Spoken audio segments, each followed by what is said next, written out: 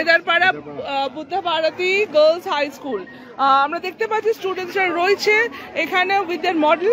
আমরা সরাসরি তাদের কাছে চলে যাব এবং তাদের সঙ্গে কথা বলে দেওয়ার চেষ্টা করব। Hello and welcome to ANM news.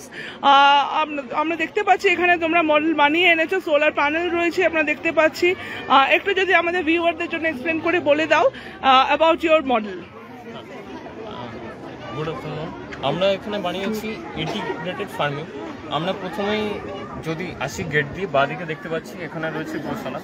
এখানে আমরা গরু পালন করছি এবং এই গরুর থেকে উৎপন্ন মল আমরা পরিবেশে ছড়িয়ে ছিটিয়ে ফেলে দিচ্ছি।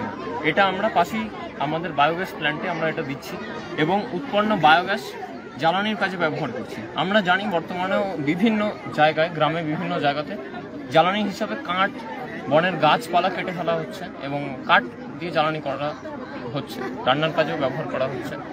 সুতরাং যেমন গাছ কেটে ফেলা একটা খারাপ দিক, অক্সিজেনের মাত্রা কমে যায় পরিবেশে, তেমনই আবার রান্না করা কাঠ দিয়ে সেটাও একটা খারাপ দিক।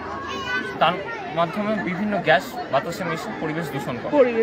সেই জন্য আমরা এখানে পরিবেশ দূষণহীন গ্যাস উৎপন্ন করছি এবং উৎপন্ন তারপরেও বায়োগ্যাস প্ল্যান্ট থেকে একটা উৎপন্ন বর্জ্য তৈরি হয়। সেই বর্জ্যটা আমরা আবার কৃষিক্ষেত্রেই ব্যবহার করছি, আমরা ছড়িয়ে ছিটিয়ে ফেলে দিচ্ছি। এবং এখনও জ্বালানির ক্ষেত্রে বিভিন্ন জায়গাতে কুপি বা হ্যারিকেন ইত্যাদি ইউজ করা হয়। তো সেই ক্ষেত্রে আমরা সেগুলোর থেকেও বায়ু দূষণ হয়। সেই জন্য আমরা রেখেছি সোলার প্যানেল। এই সোলার প্যানেলের মাধ্যমে বৈদ্যুতিন চাহিদা আমরা মেটাতে পারি। এই সাইডে রয়েছে গোট শেড, তারই নিচে রয়েছে মুরগি প্রতিপালন ক্ষেত্র। এখান থেকে উৎপন্ন যে বর্জ্য তাও আমরা পরিবেশে ছড়িয়ে ছিটিয়ে ফেলে দিই না। এখান থেকে আমরা বায়োগ্যাস প্ল্যান্টেই সেই বর্জ্যের মাধ্যমে বায়োগ্যাস উৎপন্ন করি এবং উৎপন্ন বর্জ্য আমরা কৃষিক্ষেত্রে ব্যবহার করছি।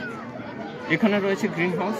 এখানে বিভিন্ন চারা গাছ যেসব রয়েছে সেগুলো খুব ভালো মতো প্রতিপালন করা হচ্ছে। এখানে রয়েছে হানিবি প্ল্যান্ট। এটাতে আমরা মৌমাছি পালন করছি এবং তাদের প্রতিপালন ক্ষেত্র গড়ে তুলেছি। আমরা এখানে এতটুকু তৈরি করছি। আমরা চাইছি যাতে কোনো মতেই পরিবেশের দূষণ না হয় এবং আমরা যেন একের বর্জ্য অন্য কাজে যেন ভালো কাজে ব্যবহার করতে পারি, যাতে পরিবেশের কোনো দূষণ না ঘটে। এটাই আমাদের উদ্দেশ্য। একদমই আমরা কথা বলে নিলাম হায়দারপাড়া বুদ্ধ ভারতী হাই স্কুলের স্টুডেন্টদের সাথে।